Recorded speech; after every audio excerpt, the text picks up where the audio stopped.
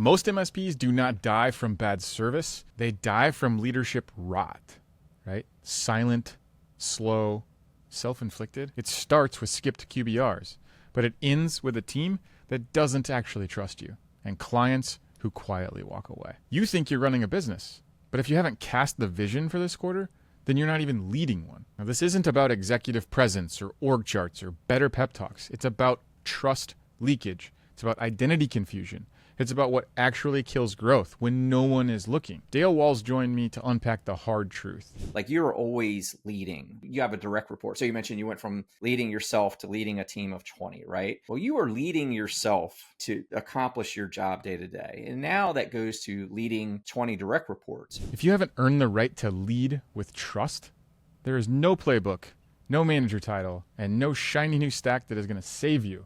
We're going to whiteboard that today. For example, most MSP founders, they believe leadership is something that they can outsource, right?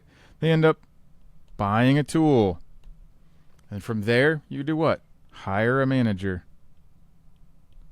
And then you just expect culture to show up.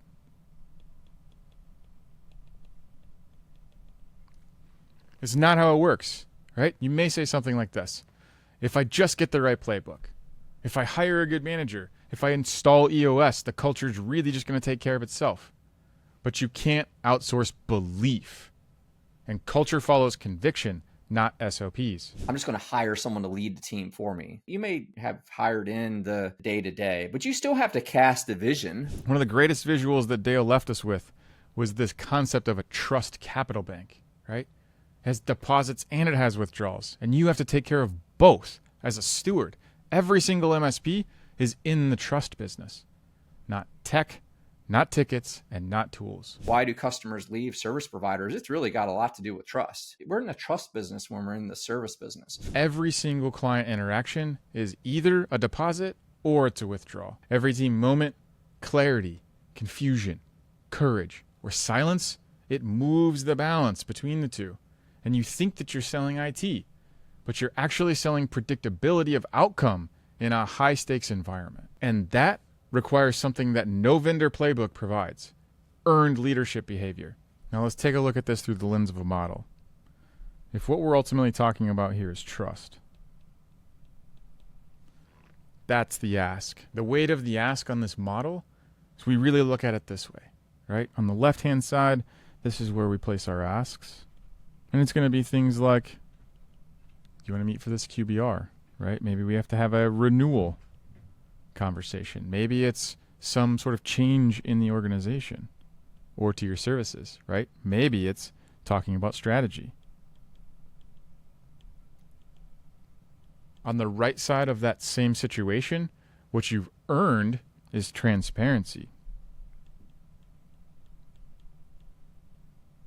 clarity, and consistency.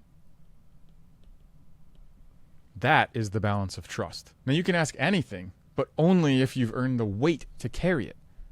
Dale calls this leadership currency, and the conversion rate is steep. Missed conversations cost more than outages. Confusing strategy drains more trust than technical mistakes. And vision silence makes every task feel heavier.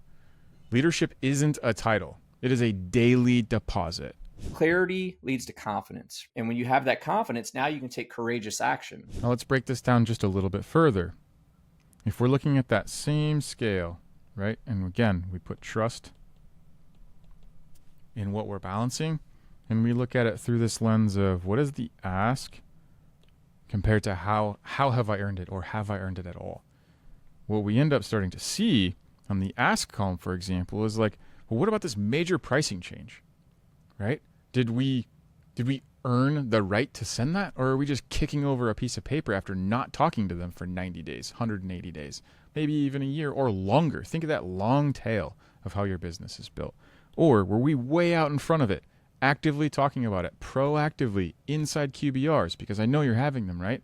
Or you're providing roadmap clarity, like this is why, because of what we added into the services that we offer you. If we look at things like the stack overhaul, right? The tools that change because technology changes. Are we just shoving that down their throats? Or Are we consistently communicating the value that the outcome of the tools that we're putting in place provide? Let's look inside for a minute. If you're trying to reboot the culture of your organization, have you really stared in the mirror and figured out, like, are you walking your own standards, or do you say one thing and hold a completely different level of expectation for yourself? Have you demonstrated a pattern that builds strategic trust? That's consistent action over time, everyone. And when you do that, it is the clarity of the vision that you're providing with the repeated alignment to the vision, right? You're setting the expectation, you're exceeding the expectation consistently over time. This isn't about being perfect. It's about becoming trustworthy under pressure. Your QBRs do not need to be sexy. Your leadership doesn't even really need to be loud. It just needs to show up when it matters. You got to look at your business as it's a work of art, man. So it's your canvas, paint it, like make it yours. So if you feel like you're always asking your team to do more, but you're getting less, you should probably check the weight, right? Have you deposited enough trust to carry the next ask with your team? If not, pause, speak with clarity, and lead again. Take it from Dale. You are always leading.